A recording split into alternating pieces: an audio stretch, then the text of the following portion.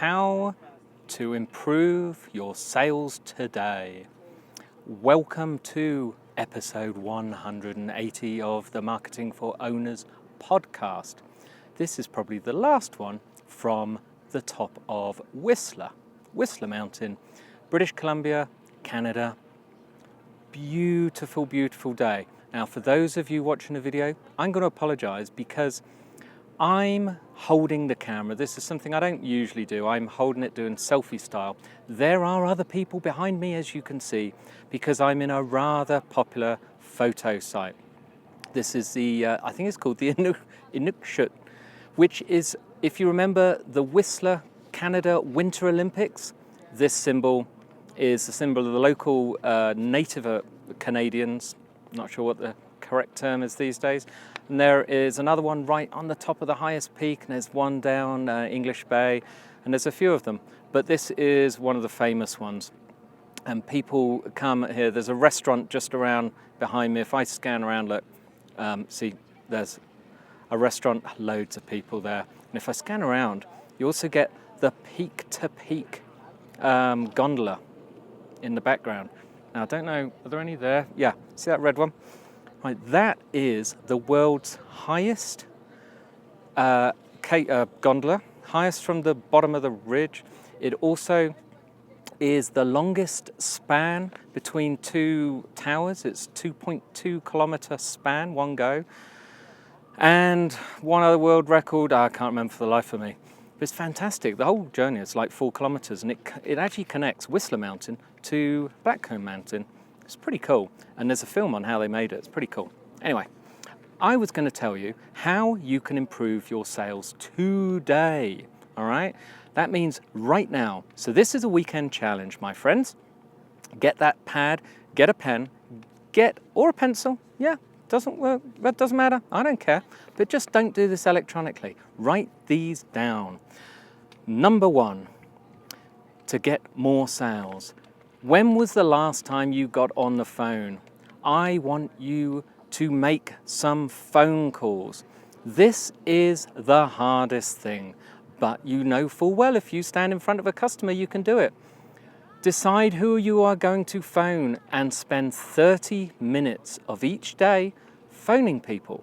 It doesn't necessarily have to be you. You could designate someone who might be good at it. Design a script. Test stuff, speak to them. When you speak to people, ask them questions. Don't try and sell them anything. Ask them, survey, say, I'm just ringing. I just wanted to pick up a couple of things because we're building a little survey. Just wanted a couple of questions. Can you tell me? Find out what works. Use it. Don't give me the excuses that you can't get any more sales.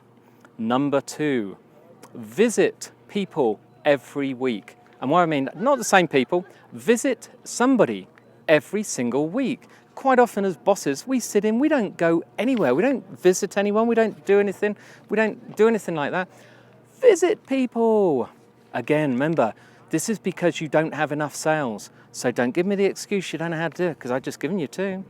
Number 3, keep a chart of your results. So write down how many phone calls you made and how many appointments you got from those phone calls, because that's really what you're going to try and get, is appointments to go and see people, and then you can sell them face to face. Okay, keep a chart and you'll know how you're performing against previous attempts, and if you're getting better and better, or if you're getting worse. Okay. Number 4, keep in touch with your top clients. This is a biggie. You probably heard before, it is much easier to sell again to somebody than to get a new customer. Those top clients will buy off you again and again and again. So keep in touch with them. Ask them questions. Tell them how wonderful they are. Ask for their advice about whatever they do. Things like that. Number 5. Ask people for referrals. Now, this doesn't matter whether it's current customers or old ones, right? Ones that have been a customer, ones that you've just sold to, or ones that have been customers for ages that you sold to a while ago. get in touch with them and ask them for referrals. Go back to, I think it's episodes 92 to 96, where I give you a whole week's worth of information on how to get referrals. Again, don't give me excuses that you don't know how to get any sales, because I'm telling you right now, stuff you could do today to get an order today. All right?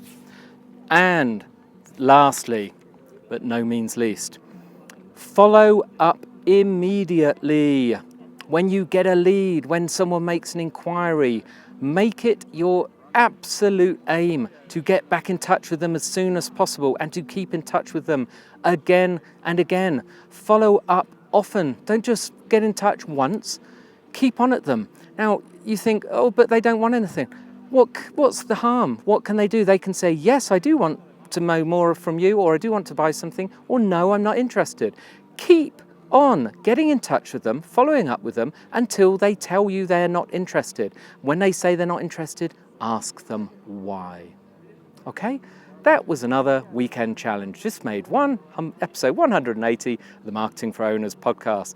Please, please, please, if you want to see the show notes, go to marketingforowners.com/podcast/180.